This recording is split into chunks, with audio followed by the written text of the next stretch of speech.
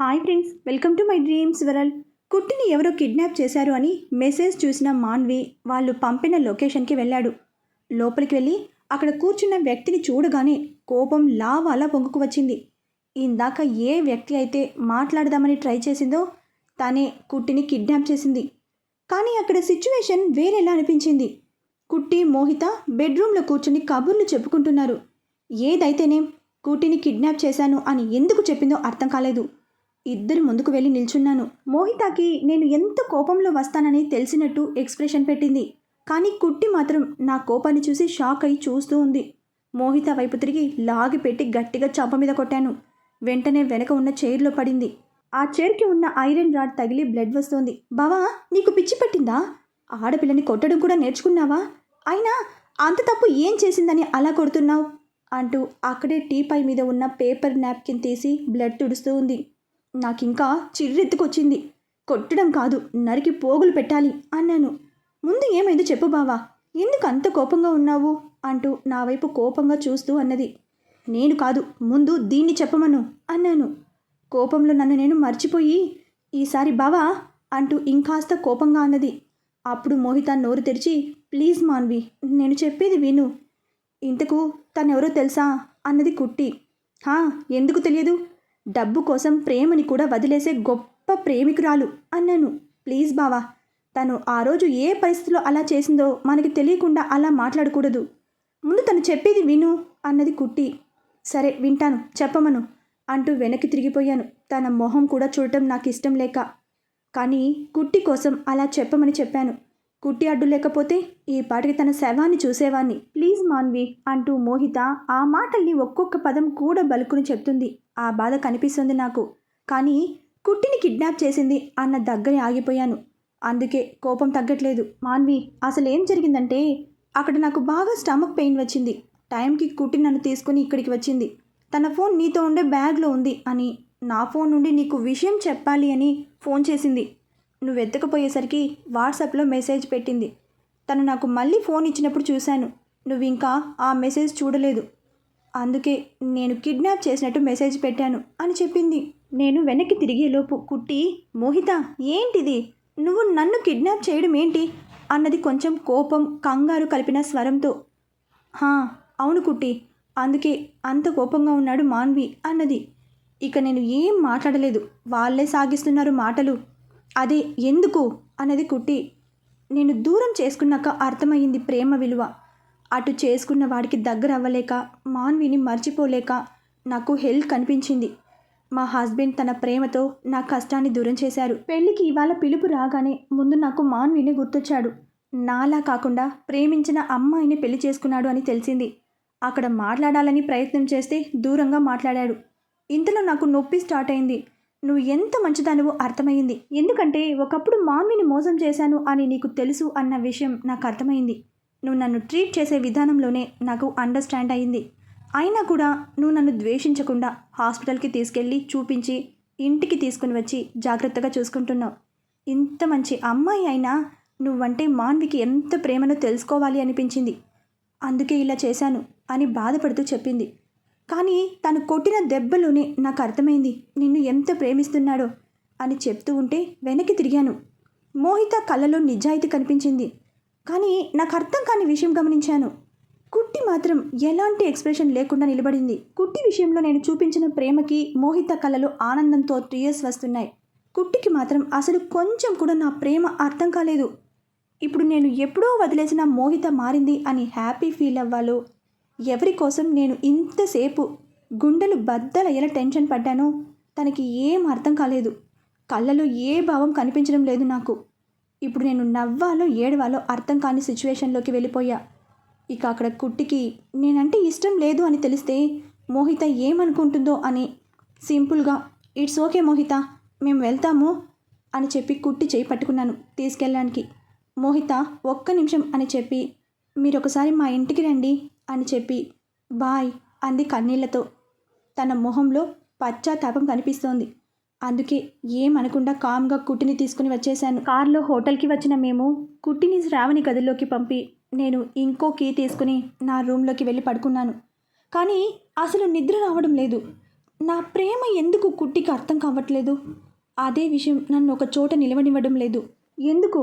నేను ఏం చేశాను? కుట్టి ఎందుకు నా బాధ అర్థం చేసుకోవడం లేదు? నిద్ర రాక ఎప్పుడో మార్నింగ్ 5కి పడుకున్నాను. మార్నింగ్ శేఖర్ నన్ను లేపాడు. నైట్ జరిగిన విషయాలు వాడికి తెలియవు కాబట్టి కూల్గా ఉన్నాడు. నాకు కూడా చెప్పాలి అనిపించలేదు. మనసు ఏం బాలేదు. ఇంతలో శ్రావణి వచ్చింది. అన్నయ్య, కుట్టికి కోల్డ్ ఫీవర్ అన్నయ్య, మూలుగుతుంది అని చెప్పింది. నేను వెంటనే సెకండ్ కూడా పట్టకుండానే రూమ్లోకి వెళ్ళాను. కుట్టి కుట్టి అని పిలిచేసరికి మెల్లగా లేచి హా బావా అంది. పాపం నోస్ బాగా బ్లాక్ అయినట్టుంది. ముక్కుతోనే మాట్లాడుతుంది. నా వెనక శేఖర్ వచ్చాడు. వాడు ఇంకా టెన్షన్ అవుతూ ప్లీజ్ కుట్టి, హాస్పిటల్కి వెళ్దాం పదా అంటూ కుట్టిని ఎత్తుకోవడానికి వెళ్ళాడు. ప్లీజ్ అన్నయ్య, నేను రాను అన్నది. అలా అంటే ఎల్లారా ప్లీజ్ అంటూ బ్రతిమలాడుతున్నాడు. నేను ఇక వెంటనే ఫోన్ తీసుకుని ఆన్లైన్లో టాప్ హాస్పిటల్లో టాప్ డాక్టర్ రావడానికి అపాయింట్మెంట్ తీసుకుని వెంటనే కింద రిసెప్షన్కి ఫోన్ చేసి వాపు మిషన్ తెప్పించి జండు బామ్ వేసి ఆవిరి పట్టించాను. కొంచెం రిలీఫ్ ఫీల్ అయ్యింది. కానీ ఫీవర్ అలానే ఉంది. శేఖర్ని శ్రావణిని తీసుకుని వెళ్ళమని చెప్పాను. నేను వెళ్ళను అన్నాడు. అంటే ఏంట్రా, నా భార్యని నేను సరిగ్గా చూసుకోను అని నీ డౌటా అన్నాను కొంచెం కోపంగా. అది కాదురా, కుట్టిని ఇలా వదిలేసి ఎలా వెళ్తాం? అన్నయ్య, ఇవాళ మీటింగ్ ఉంది కదా, నువ్వు శ్రావణి వెళ్ళండి అని మెల్లగా చెప్పింది. ఇక వాడు కుట్టి చెప్పడంతో కామ్గా శ్రావణిని రెడీ అవ్వమని చెప్పి వాడు కూడా రెడీ అవ్వడానికి వెళ్ళాడు. వాళ్ళు రెడీ అయ్యి వచ్చేలోపు డాక్టర్ కూడా వచ్చేశాడు. కుట్టిని చెక్ చేసి వెదర్ చేంజ్ అవ్వడం వల్ల కోల్డ్ అండ్ ఫీవర్ అని చెప్పి మెడిసిన్ వాడండి, రేపటి వరకు తగ్గుతుంది, తగ్గకపోతే టెస్టులు చేయిద్దాం అని చెప్పి వెళ్ళాడు. డాక్టర్ వెళ్ళాక కుట్టికి జాగ్రత్తలు చెప్పి బాధగానే ఇద్దరు వెళ్ళిపోయారు. నేను కుట్టి దగ్గరికి వెళ్ళి పక్కనే కూర్చుని తిని టాబ్లెట్స్ వేసుకోరా అన్నాను. బావా వద్దు అంది ప్లీజింగ్గా. అలా అంటే ఎలా, ప్లీజ్ అంటూ కొంచెం తిను అన్నాను. నేను తింటాను అంది. కుట్టి, నీకు కనీసం తినిపించడానికి కూడా పనికిరానా అన్నాను గొంతు బొంగురుపోతూ. అది కాదు బావా అంటూ నా వైపు చూసింది. అదే ఏ భావం లేకుండానే. నాకు ఇంకా బాధ వేసింది. అదేంటి బావా, నువ్వు కాకపోతే ఇంకెవరు తినిపిస్తారు అంటుంది అని చిన్న ఆశ. ఇక నేనేం మాట్లాడకుండా ఇడ్లీ తినిపించి టాబ్లెట్స్ వేసి ఇంకోసారి ఆవిరి పెట్టి పడుకోబెట్టాను. నేను ఫ్రెష్ అయ్యి టిఫిన్ చేసి ల్యాప్టాప్ తీసుకుని వర్క్ చేసుకుంటూ కూర్చున్నాను. కాసేపు అయ్యాక కుట్టి సడన్గా లేచింది. వామిటింగ్ సెన్సేషన్ పేస్ పెట్టింది, కానీ లేవలేకపోతుంది. నేను చూసి చేతులు పట్టాను. పర్లేదు అన్నాను. అయినా లేవాలి అనుకుంది. లేవకముందే వామిట్ చేసుకుంది. అంతా అయ్యాక నేను వెళ్ళి హ్యాండ్స్ క్లీన్ చేసుకుని వచ్చి కుట్టి మౌత్ క్లీన్ చేసి తనకి వాటర్ ఇచ్చి పక్కన కూర్చున్నాను. పడుకుంది. శ్వాస తీసుకోవడానికి ఇబ్బంది పడుతుంది. పక్కన పడుకుని గుండెలపై పడుకోబెట్టుకుందాం అని తన హ్యాండ్ పట్టుకున్నాను. కుట్టి వద్దు అన్నట్టుగా చూసింది. నాకు ఆ టైంలో పసిపాపలా కనిపించింది. అందుకే చెంపపై చేయి వేసి లాలనగా, కుట్టి నీకొకసారి ఇంటర్లో కూడా ఇలానే ఫీవర్ వచ్చింది కదా, అవును అన్నట్టుగా చూసింది. మరి అప్పుడు నేను ఎలా బాధ్యతగా చూసుకున్నానో ఇప్పుడు కూడా అలానే చూసుకుంటున్నా. ఈ టైంలో నువ్వు నాకు చిన్న పసిపాపలా కనిపిస్తున్నావు. ఎంత మాత్రం బెంగ పెట్టుకోకుండా నా గుండెలపై పడుకో. కొంచెం హెడ్ హైట్లో ఉంటే నీకు శ్వాస తీసుకోవడం ఈజీగా ఉంటుంది అన్నాను. నీకు తగ్గాక ఇంతకు ముందు ఎలా ఉన్నావో అలానే ఉండు ప్లీజ్. ఇప్పుడు మాత్రం పడుకో. అంత తగ్గాక మళ్ళీ నా మీద రివెంజ్ ప్లాన్ చేయి, సరేనా అన్నాను. ఏమనుకుందో మరి. కామ్గా పడుకుంది గుండెలపై. అదే ఎడమ చేత్తోనే జో కుడుతూ ఉన్నాను. కానీ నా గుండె మాత్రం అసలు ఆగడం లేదు. అసలు నన్నెందుకు ఇంత దూరం పెడుతోంది? ఇలాంటి టైంలో అడ్వాంటేజ్ తీసుకునే వెధవలా కనిపిస్తున్నానా అని అసలు ఆగడం లేదు నా ఇన్నర్ సోల్. కన్నీళ్లు పెట్టుకుంటోంది. ఎందుకు మరి ఇంతలా అవాయిడ్ చేయాలా? నాన్నమ్మ చెప్పే వరకు యాక్సెప్ట్ చేయడం కష్టం, అది తెలుసు. ఇంత బాధలో కూడా హ్యాపీ విషయం తెలుసా కుట్టి? నీకు నాన్నమ్మ అంటే ఎంత గౌరవమో తెలుస్తోంది. తన మాట అంటే ఎంత వాల్యూనో తెలుస్తోంది. ఇలా నువ్వు ఫ్యామిలీకి ఇచ్చే ఇంపార్టెన్స్ చూస్తుంటే సంతోషపడాలో, ఆ ఇంపార్టెన్స్ వల్ల నేను బలవుతున్నాను అని బాధపడాలో తెలియడం లేదు. ఇంతలో నా ఫోన్ మోగింది. చూస్తే శేఖర్ గాడు. ఇప్పటికే ఓ 20 సార్లు చేశాడు. ఫోన్ ఎత్తి ఇంకోసారి ఫోన్ చేశావంటే అక్కడికి వచ్చాక చంపేస్తాను అన్నాను కోపంగా. ఫోన్ పెట్టేశాడు వెధవ. కాసేపు అయ్యాక కొంచెం జ్వరం తగ్గింది. మధ్యాహ్నం కూడా లైట్ ఫుడ్ ఇచ్చి టాబ్లెట్స్ ఇచ్చాను. మరుసటి రోజు మొత్తం తగ్గింది. ఇంకా సాయంత్రం బయలుదేరి వచ్చేసాం. నెక్స్ట్ డే నుండి నార్మల్, యథావిధిగా ఆఫీస్కి వెళ్ళాం. కుట్టిలో ఎలాంటి మార్పు లేదు. నాన్నమ్మని అడగడానికి ధైర్యం లేదు. అందుకే కామ్గా వర్క్ చేసుకుంటున్నా. అండ్ శేఖర్ గారు కూడా కామ్గా ఆఫీస్కి వచ్చి వర్క్ చేసుకుంటున్నాడు. ఇక అందరి కాన్సన్ట్రేషన్ మొత్తం అమెరికా నుండి వచ్చిన ప్రాజెక్ట్ మీద పెట్టాం. దాని మీద మొత్తం పెట్టేశాం. ఆల్మోస్ట్ కంప్లీట్ అయ్యింది. వాళ్ళు రేపు వస్తున్నారు ప్రాజెక్ట్ గురించి మాట్లాడటానికి. చూద్దాం వాళ్ళు ఏమంటారో. అమెరికా నుండి నలుగురు వచ్చారు ప్రాజెక్ట్ గురించి డిస్కస్ చేయడానికి. శేఖర్ వెళ్ళి రిసీవ్ చేసుకుని వచ్చాడు. మార్నింగ్ 10కి స్టార్ట్ అయింది ప్రాజెక్ట్ గురించి మీటింగ్. ప్రాజెక్ట్ ప్రజెంటేషన్ అండ్ దానివల్ల యూజ్ అన్నీ కుట్టినే ఇస్తుంది. మధ్యలో నేను అండ్ శేఖర్ కూడా చెప్పాము. లంచ్ టైం వరకు సాగింది. లంచ్లో అన్నీ తెలుగు ఫుడ్ పెట్టింది. పాపం వాళ్ళు ఎప్పుడైనా చూశారో లేదో మొహం ఇంత చేసుకుని తినడం చూసి నాకు నవ్వు ఆగలేదు. పూతరేకులు, భక్షాలు, సున్నుండలు, ఆల్మోస్ట్ ట్రెడిషనల్ ఫుడ్ పెట్టించింది. వాళ్ళు ఒక్కొక్క ఐటెం అడిగి కనుక్కొని మరీ తింటున్నారు. అండ్ నా కుట్టిని ఆకాశంలో కూర్చోబెట్టారు పొగడ్తలతో. నేను పిచ్చ హ్యాపీ. పెళ్ళాన్ని అంతలా మెచ్చుకుంటుంటే ఎవరైనా హ్యాపీగా ఉంటారా లేదా? నేను కూడా అందుకే. ఆఫ్టర్ లంచ్ మళ్ళీ స్టార్ట్ చేశాము ప్రజెంటేషన్. మధ్యలో మా ఎంప్లాయీస్ కొన్ని చిన్న చిన్న మిస్టేక్స్ చేశారు. నాకు కొంచెం టెన్షన్గా ఉంది వాళ్ళు ప్రాజెక్ట్ ఓకే చేస్తారో లేదో అని. అలా కాసేపటికి అందరం ఎక్స్ప్లెయిన్ చేస్తూ ఉన్నాం. ఇక ఫైనల్ చేయాలి. ఈలోపు ఈవినింగ్ అయ్యింది. కుట్టి క్యాబిన్లో కూర్చుని అన్ని ఫైనల్ చేసుకుంటున్నాం. శేఖర్ వర్క్ కంప్లీట్ అవ్వడంతో ఫైనల్ మీరు చూసుకోండి అని వాడి క్యాబిన్కి వెళ్ళిపోయాడు. కుట్టి అందరికీ స్నాక్స్ తెప్పించింది. వాళ్ళ మొహం చూడాలి, అదేదో అద్భుతం చూస్తున్నట్టు చూస్తున్నారు. నా ఇన్నర్ సోల్ ఏమంటుందో తెలుసా? ఒరేయ్ అది సమోసానేరా, ఎప్పుడు కూడా చూడనట్టు చూస్తున్నారు. కుట్టి వాళ్ళకి ఎక్స్ప్లెయిన్ చేస్తూ ఉంది ఎలా తినాలో అని. స్పైసీ ఇష్టపడే వాళ్ళకి మిర్చితో తినమని, స్పైసీ ఇష్టం లేని వాళ్ళకి సాస్ తినాలని చూపిస్తోంది. నాకు కూడా ఇచ్చారు. వాళ్ళని చూస్తూ నవ్వుకుంటూ నా ముందు ఉన్న సమోసా నోట్లో పెట్టుకున్నా. కుట్టి రివెంజ్ అని తెలిసిపోయింది. అమ్మో ఫుల్ కారం.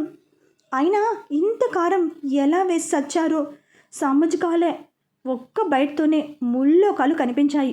అమ్మ తమ్ముడు మన్ను తినెను అనే సాంగ్ మైండ్లో రీమైండ్ అవుతుంది. ఇంతలో నా ముందు కూర్చున్న ఫారినర్ ఏమైంది తిను చాలా బాగుంది అని ఒకటే చెప్తూ ఉన్నాడు. పిజ్జా, బర్గర్ వేస్ట్ అని చెప్తున్నాడు. నాకు మాత్రం నోరు మెదపడం రావట్లేదు. మెదిపితే చాలు మాటలు లేవు, మాట్లాడుకోవటాలు లేవు. ఓన్లీ అరుపులే, మెరుపులే. నాకు హితబోధ చేస్తున్నారు చాలా చాలా ఫెంటాస్టిక్ అని. ఒరేయ్ మీకేం తెలుసురా నా బాధ, నోరు మంట. అదేంటి సునామీలా విజృంభించింది. వీళ్ళు వదిలేరా లేరు తినకపోతే. అందుకే మళ్ళీ థింక్ చేశా. వద్దు అంటే ప్రాజెక్ట్ విషయంలో ఏమైనా లిటికేషన్స్ పెడతారేమో అని. ఇక డిసైడ్ అయ్యాను తినాలి అని. మొత్తం 2 సమోసాలు. అర్థమవుతుందా? 2 సమోసాలు తిన్నాను. నాకు బ్రహ్మాండం బద్దలవుతుంది అంటే మళ్ళీ వీళ్ళ వెధవ ఉపన్యాసాలు సమోసా మీద గ్రంథాలు రాస్తున్నారు. మీరు మళ్ళీ అడగండి సినిమా డైలాగ్స్ ఎలా తెలుసు అని. నేను సినిమాలు చూస్తాను వర్క్ టెన్షన్లో రిలీఫ్ కోసం. ఒక్కోసారి ఒక్కో సినిమా 1 వీక్ కూడా చూస్తాను కొద్దిగా. అందుకే అలా తెలుసు. కుట్టి నవ్వుతూ మాట్లాడుతూ ఎక్స్ప్లెయిన్ చేస్తూ ఉంది. ఇక తినేశాక నాకు ఇక మాట్లాడటం రావట్లేదు. మాట్లాడితే అంతే సంగతులు. కుట్టికి సైగ చేశాను నువ్వే ఫైనల్ చేసి సంతకాలు తీసుకోమని. మధ్యలో మా ఎంప్లాయీస్ కొన్ని మిస్టేక్స్ చేసినా కూడా కుట్టి వాళ్ళని తన ఆతిథ్యంలో కవర్ చేసేసింది. వాళ్ళు అసలు కన్సిడర్ చేయలేదు. చాలా హ్యాపీగా ఉంది. ఫస్ట్ ప్రాజెక్ట్ నేను ఆఫీస్కి వచ్చాక, అందుకే హ్యాపీగా ఉంది. సక్సెస్ అయితే కుట్టికి స్పెషల్ గిఫ్ట్ ఇద్దామనుకున్నాను. కానీ నేను ఇప్పుడు ఉన్న సిచ్యువేషన్లో మాట్లాడటానికి కూడా రాదు.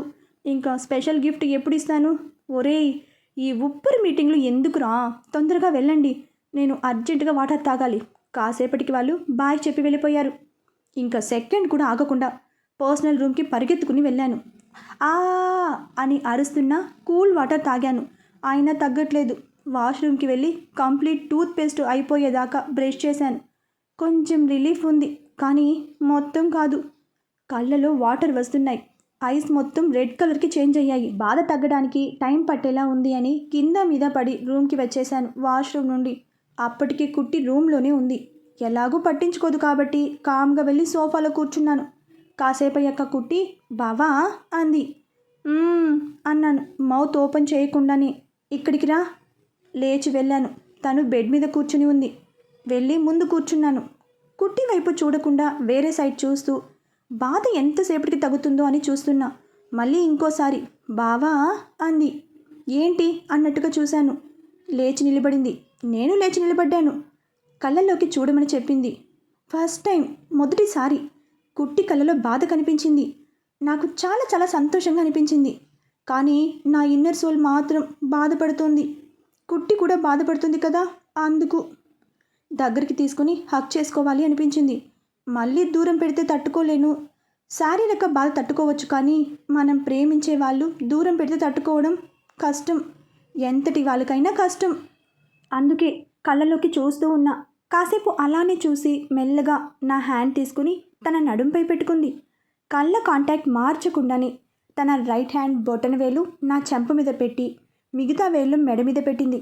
అలా తన మొహం దగ్గరికి తీసుకుని వెళ్ళింది. నాకు పిచ్చి పిచ్చి హ్యాపీగా ఉంది కుట్టి అంత దగ్గరగా ఉన్నందుకు. కానీ కొద్ది సెకండ్స్లోనే నేను మర్చిపోలేని స్పెషల్ గిఫ్ట్ ఇచ్చింది. ఇప్పుడు కుట్టి ప్రేమ జయించినందుకు ప్రపంచంలో నాకంటే తోపు ఎవడూ లేడు అనిపిస్తోంది. మొదటి ముద్దు మెల్లగా మొదలుపెట్టింది. నేను కూడా తనతో ఏకమై కంటిన్యూ చేశాను. కాసేపయ్యాక ఆపింది. నేను కూడా ఆపేసి అలానే తన కళ్ళలోకి చూస్తూ ఉన్నా. కారం బాధ ఎక్కడికో పారిపోయింది. మొదటి స్పెషల్ గిఫ్ట్ కారం కారణంగా పెద్దగా కిక్ ఇవ్వలేదు అనిపించింది. నోరు మంటగా ఉంది కదా, అందుకే బెడ్ మీద కూర్చున్నాను. తనని నా ముందు కూర్చోబెట్టుకుని కుట్టిని దగ్గరికి తీసుకుని అదేదో స్టోరీలో చదివినట్టు తుమ్మిద మకరందాన్ని తీసుకున్నాను. ఇందాకటి కంటే బాగుంది కాదు, అద్భుతంగా ఉంది. కాసేపటికి వదిలేసి కుట్టి మొహం చూశాను. కళ్ళు మూసుకొని ఉంది. మొహం భలే ముద్దుగా మారింది.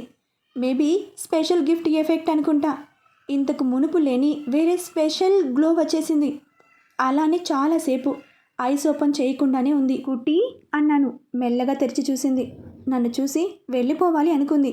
అందుకే వెళ్ళడానికి లేచింది.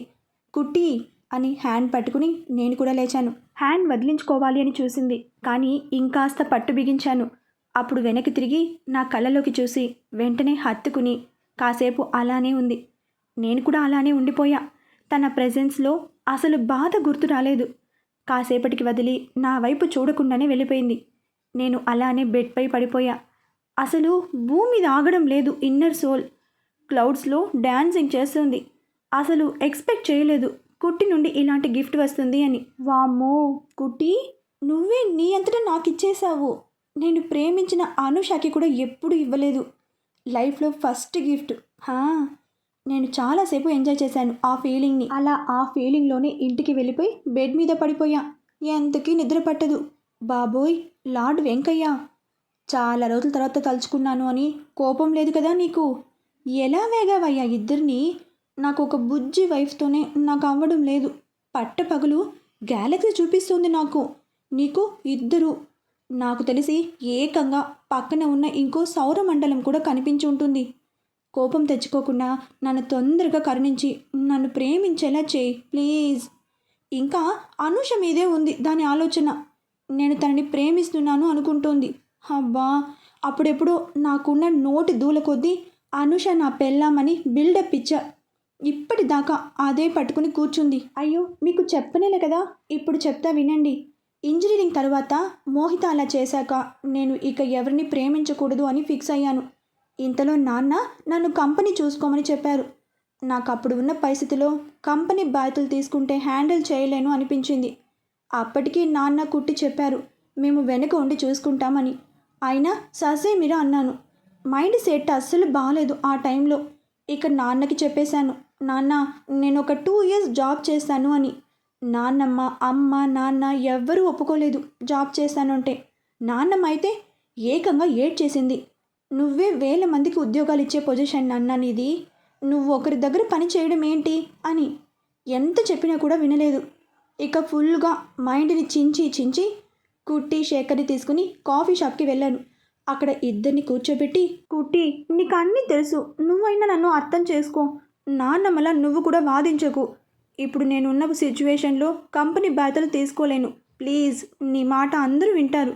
సో అందరినీ ఒప్పించవా జాబ్ చేయడానికి?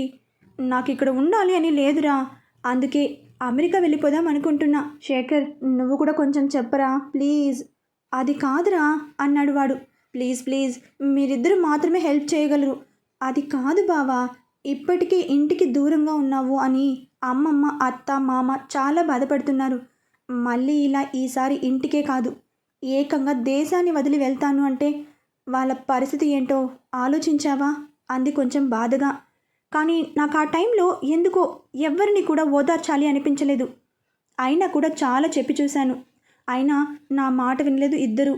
వీళ్ళు ఇలా వినరు అని చెప్పి ఎమోషనల్ బ్లాక్మెయిల్ చేయమని నా ఇన్నర్ సోల్ ఆర్డర్ పాస్ చేసింది. వెంటనే అమలు చేశా. కుట్టి రైట్ హ్యాండ్ తీసుకుని నా హెడ్ మీద పెట్టుకుని, కుట్టి నువ్వు ఒప్పించకపోతే నా మీద ఒట్టే అన్నాను. ఏక్దమ్ ఇద్దరు ఫుల్ షాక్ అయ్యారు. కాసేపు ఆలోచించి ఇద్దరు సరే అన్నారు. ఏం చెప్పారో తెలియదు, మొత్తానికి ఒప్పించారు. ఇక నేను ఫుల్ ఖుషి. ఇక నేను ఎయిర్ మోటార్ ఎక్కేసి చక్కగా అమెరికా యాత్ర చేశాను. అక్కడ జాబ్ కూడా ఈజీగానే దొరికేసింది. కోర్స్ నేను పర్లేదు టాలెంట్ విషయంలో, అందుకే జాబ్ వచ్చింది. హ్యాపీగా 1 ఇయర్ వెళ్ళిపోయింది. అన్నీ మర్చిపోయి హ్యాపీగా ఉన్నాను. కుట్టికి యథావిధిగా వీక్లీ వన్స్ మాత్రమే చేసేవాడిని ఫోన్. తర్వాత ప్రమోషన్ ఇస్తాము అన్నారు టీమ్ లీడర్గా. బట్ నాకు వద్దు అనిపించింది. యాక్చువల్గా నాకు చిన్న పొజిషన్లో ఉంటేనే వర్క్ ఎక్కువ నేర్చుకుంటాం అనిపించింది. అందుకే ప్రమోషన్ వద్దు అనుకున్నాను. అప్పుడే వేరే బ్రాంచ్ నుండి దిగింది అనూష నా టీం లీడర్గా. చూడటానికి చాలా బాగుంది. ఆ అమ్మాయి కూడా తెలుగే. చాలా ఫ్రెండ్లీగా కూడా ఉంది. అందరితో బాగా కలిసిపోయింది. అతి తొందరగానే నాకు మంచి ఫ్రెండ్ అయింది. కానీ లవ్ అలాంటివి ఏం లేదు. ఓ 8 మంత్స్ బాగా వెళ్ళిపోయాయి. ఓ రోజు సడన్గా అనూష ఫోన్ చేసి మా పక్కన ఉన్న పార్క్కి రమ్మని చెప్పింది. నేను క్యాజువల్గానే వెళ్ళాను. అప్పుడు తను, మాన్వి నిన్ను చూడగానే చాలా చాలా నచ్చేశావు. ఆ అమ్మాయిలతో నీ బిహేవియర్ చాలా హుందాగా ఫ్రెండ్లీగా ఉంటుంది. అందుకే నీతో పాటు నీ మనసు బాగా నచ్చింది. అందుకే ఐ లవ్ యూ అంటూ ప్రపోజ్ చేసింది. నేను షాక్. అసలు నేను అలాంటి విధంగా ఒక్కసారిగా కూడా బిహేవ్ చేయలేదు. పైగా నేను నా పరిధిలోనే ఉన్నాను. కానీ ఇలాంటి బ్లాస్ట్ జరిగిపోతుంది అని ఒక్కసారి కూడా మైండ్కి తట్టలేదు. అలా తట్టి ఉంటే అసలు ఫ్రెండ్షిప్ కూడా చేసేవాని కాదు. ఇప్పుడు ఏం చెయ్యాలి అని, అనుష నువ్వంటే నాకు అభిమానం, కానీ నువ్వు అనుకునే విధంగా కాదు అని చాలా నచ్చజెప్పాలి అని చూశాను. కానీ ఆ అమ్మాయి అస్సలు వినడం లేదు. ఇక ఆఖరికి సరే నాకు ఇంకో 2 మంత్స్ మాత్రమే ఉంది జాబ్ అగ్రిమెంట్, ఆ లోపు కూడా నీ మనసు మారకుండా ఉంటే ఆలోచిద్దాం అన్నాను. కానీ మన మధ్య ఈ టాపిక్ మళ్ళీ రాకూడదు. 2 మంత్స్ తర్వాత కూడా ఇదే అభిప్రాయం ఉంటే అప్పుడు ఆలోచిద్దాం. కానీ అన్నిటికంటే ముందుగా నేను చెప్పేది విను అని చెప్పాను. తను నన్ను ఎలాంటి మార్పు లేకుండా ప్రపోజ్ చేసినప్పుడు ఎలా చూసిందో ఇప్పుడు కూడా అలానే చూసింది. అందుకే ఈసారి కుట్టిని అడగకుండానే నేనే డెసిషన్ తీసుకున్నాను. నా కర్మ నన్ను 1K మీటర్ స్పీడ్లో నాతో వస్తుంటే నేను మాత్రం దానికి బానిస కాలేక తప్పలేదు. అప్పుడే కుట్టిని అడిగి ఉంటే ఏదో ఒక మంచి ఉపాయం చెప్పేది. అయినా ఆల్రెడీ చాలాసార్లు చెప్పింది కదా ఐడియాస్, అందుకే అవే ఫాలో అవుతే సరిపోతుంది అనుకున్నాను. అందుకే వెంటనే చెప్పేశాను. అదే అండి, మోహితాకి చెప్పాను కదా, అవే. నాకు ఆస్తి లేదు, నేను మీకంటే తక్కువ పొజిషన్ జాబ్ అని ఉన్నవి లేనివి అన్నీ కలిపి చెప్పేశాను. ఏమన్నా మారుతుందేమో అని. అబ్బే అస్సలు మార్పు లేదు తనలో. సరే మాన్వి, నువ్వు చెప్పినట్టుగానే 2 మంత్స్ తర్వాత నన్ను చూసి నీ అభిప్రాయం చెప్పు అన్నది. సరే అని వచ్చేసా. అలా 2 మంత్స్ గడిచిపోయాయి. ఇక నేను వెళ్ళే ముందు రోజు నా దగ్గరికి వచ్చింది అనూష. మాన్వి, నాలో ఎలాంటి మార్పు లేదు, నేను అన్నింటికి సిద్ధపడ్డాను నీతో నా జీవితం పంచుకోవడానికి అని చెప్పింది. ఇక నాకు కూడా ఏం పెద్దగా మార్పు కనిపించలేదు. సో అర్థం చేసుకునే అమ్మాయి వస్తే లైఫ్ బాగుంటుంది కదా అని నేను కూడా ఓకే చెప్పేశాను. ఆనందంగా హత్తుకుంది. మరి నేను రేపే వెళ్తున్నాను, నువ్వు ఎప్పుడొస్తావు? మా ఇంట్లో పరిచయం చేయాలి కదా అన్నాను. మాన్వి అని గారంగా పిలిచింది. నేను ఆ రోజే బుక్ చేశాను టికెట్ ఇండియాకి నీతో పాటే రావడానికి అంది. అబ్బో, అమ్మాయి గారికి చాలా తొందరగా ఉందే అన్నాను. హా మాన్వి, అలాగే ఓ చిన్న ముద్దిస్తే కూడా హ్యాపీగా ఫీల్ అవుతాను అంది. తనని చూస్తూ ముందుకు వెళ్ళాను. అనుష సిగ్గుతో తల వంచుకుని నిల్చుని ఉంది. దగ్గరికి వెళ్ళాను. తన తలని నా చేతుల్లోకి తీసుకున్నాను. ముద్దు పెడదామని ముందుకు వెళ్ళాను. అదేంటో మరి సరిగా పెట్టే సమయానికి నాకు ఏమైందో తెలియదు, పెట్టలేకపోయాను. నాకిప్పటికీ ఆ విషయంలో అర్థం కాలేదు. నేనెందుకు పెట్టలేకపోయాను? అమ్మాయి ముందు పరువు పోతుంది అని అనుష పెళ్ళి తర్వాతనే అన్నీ, నాకెందుకో ఇప్పుడు ఇది కరెక్ట్ కాదు అనిపిస్తోంది అని ఏదో కవర్ చేశాను. కానీ అనుష మాత్రం నన్ను పొగడ్తలతో ముంచెత్తింది. అమెరికాలో ఉన్నా కూడా నేను ఏ మాత్రం అవకాశం తీసుకోలేదు అని తెగ పొగిడేసిందనుకోండి. అబ్బా, నాకు మాత్రం సిగ్గు ముంచుకొచ్చేస్తోంది. ఎంతైనా అమ్మాయి పొగిడితే అలాగే ఉంటుంది కదా మనకి. లోపల డీజే పెట్టి టీన్ మార్ డ్యాన్స్ చేసినట్టుగానే ఉంటుంది కదా. ఎగ్జాక్ట్లీ నాకు కూడా ఇప్పుడు అలాగే ఉంది. అనుష ప్రేమకి ఓకే చెప్పిన మన హీరో కుట్టిని ఎలా పెళ్లి చేసుకున్నాడబ్బా? చూద్దాం తరువాతి అప్డేట్స్లో. బాయ్ ఫ్రెండ్స్, మరొక భాగంతో కలుసుకుందాం.